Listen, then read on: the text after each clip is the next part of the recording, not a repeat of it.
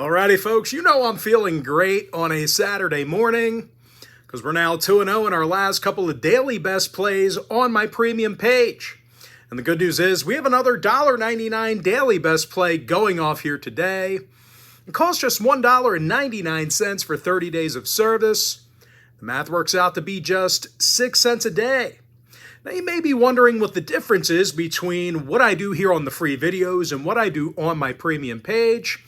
Well, what I do here on the free videos is I'll handicap the entire slate of games in really any given sport, side and total, or at least most of the games. And what I do on my premium page is, well, I actually share with you which one of these free plays I actually like the best. Now, if you want more than just one premium selection a day, in fact, maybe you want to access all of my premium plays, well, you may want to think about signing up for my full access, all-inclusive chairman package. Chairman members get access to every single premium selection of mine, every single package, every single day for the next 30 days. And as an added bonus, you also get access to my Chairman podcast absolutely free. It's included with your purchase. Now, guys, once again, I'm 2-0 my last couple of daily best plays. 10-5 in my last 15 college football tier package picks. And finally, folks, I'm 2-0 my last couple of Chairman package picks on my premium site. And the good news is I have plays going off in all of those memberships here today. It's patreon.com/BrockPage. And with that, folks, let's go ahead and dive into some free content. We're going to start off with Syracuse taking on Georgetown, 11:30 a.m. Eastern tip-off. Syracuse is -2.5, totals 153 and a hook. And even though they're favored in this one, I don't really like the orange away from home here. They're little threat shooting the three ball, and they do tend to start out slow. Syracuse, they're averaging under 35 first half points a game, and they're facing a Georgetown team who really guards the outside well. The Hoyas are limiting their opponents to just 28% shooting from beyond the arc. And a lot of that is thanks to senior Wayne Bristol, who leads the team in steals and also has a handful of blocks. Now, Jaden Epps, he's got a handful of blocks on the year as well, and he currently leads the roster in points. The guard is scoring just about 20 points a game. Now, more recently, the Hoyas as a team, they won 4 out of their last 5, and that actually includes a nice cover against TCU, where they were double-digit underdogs. Now, ironically enough, Georgetown went 4-1 the over in those 5 ball games I just mentioned. Meanwhile, Syracuse saw overs recently against the likes of Virginia and Chaminade. Give me Georgetown +2.5, over 153 and a hook. Next matchup, another one should be a pretty good game here. Tulane, Mississippi State, 11:30 a.m. East. The Mississippi State Bulldogs are -8, totals 149. And, I would typically lean toward Tulane in this spot here, believe it or not. But their leading scorer, Kevin Cross, he's questionable to suit up here today. I don't have a whole lot of info as to why. It doesn't look like it's an injury, though. It's currently undisclosed. But once again, leading scorer, Kevin Cross, questionable to suit up. And that could be a potential big blow because he's scoring just about 20 points a game for the Green Wave. And I'll tell you, Tulane's going to need all the point production they can get because the Bulldogs on the other side of Mississippi State, they're in the top 10 in the nation in fewest points allowed. You just can't score against them. They're limiting their competition to a measly 36% shooting from the field. And I'll tell you, they do really tend to demoralize their opponents early in games. They're limiting their competition to just 27 first-half points a contest. Now, Cameron Matthews, he's got 19 steals on the season already and a handful of blocks. Now, offensively, Matthews is also making 51% of his attempts from the field. And speaking of offensive production, Josh Hubbard leads the charge with a team-high 16 points a game. Now, they're facing a Tulane team who really struggles offensively early in games. Not offensively, defensively. Tulane, they struggled defensively early in games. They're actually allowing nearly 40 first-half points per contest. And no real surprise here, folks. The Green Waves allowing nearly 28 made field goals a game. They're actually 294th in the nation in that particular category. And when it comes to covering the point spread, Tulane failed to cover this year against the likes of Cal, Bradley, and Nicholls State. Now, total-wise, I think the Green Wave's going to be hit pretty hard with their potential absence of their leading scorer. They also saw unders this year against the likes of Northwestern State and Sacramento State. Meanwhile, the Bulldogs on the other side, they saw the under cash in their last 4 straight games. They're 6-2 to the under for the entire year. Give me Mississippi State -8, under 149. All right, next game, another one should be a good contest here. Illinois, Tennessee, 12 o'clock Eastern tip-off.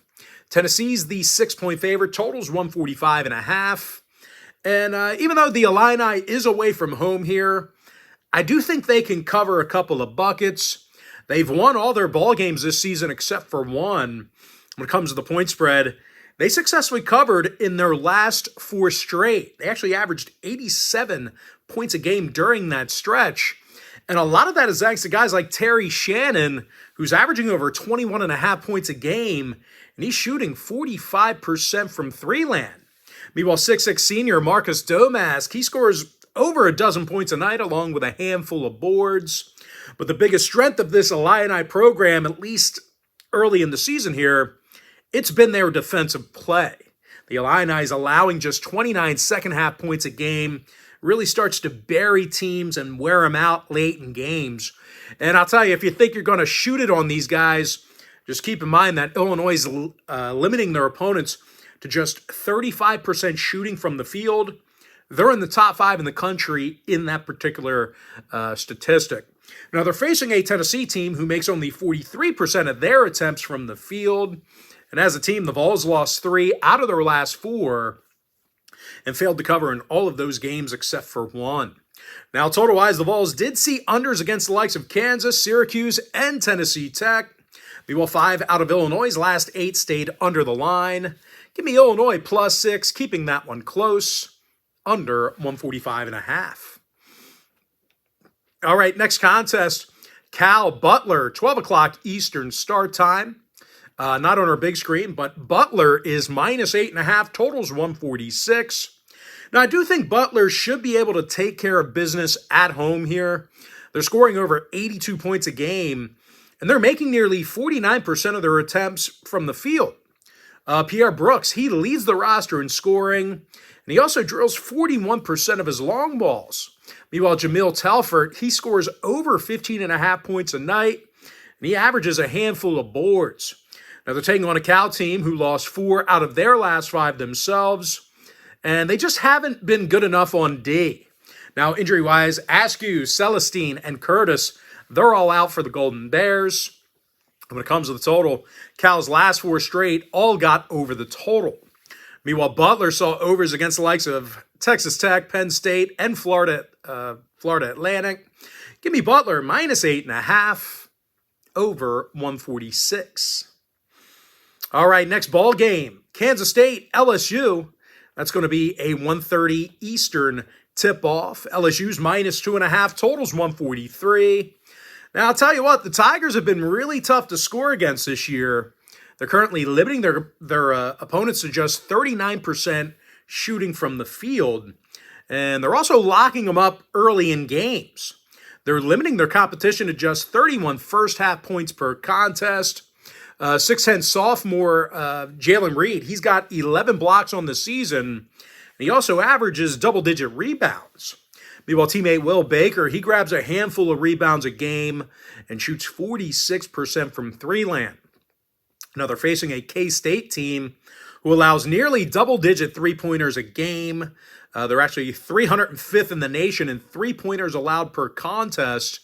And if you think you can outscore LSU, well, just keep in mind, these guys have been relatively inefficient shooting the long ball. The Wildcats are making only 32% of their attempts from downtown. Now, K-State saw their last 2 straight stay under the total. LSU's 4-2 to the under in their last 6. Give me LSU minus 2.5, under 143. Next ball game, Bama, Purdue, 1:30 p.m. East. Purdue's 5.5, totals 160.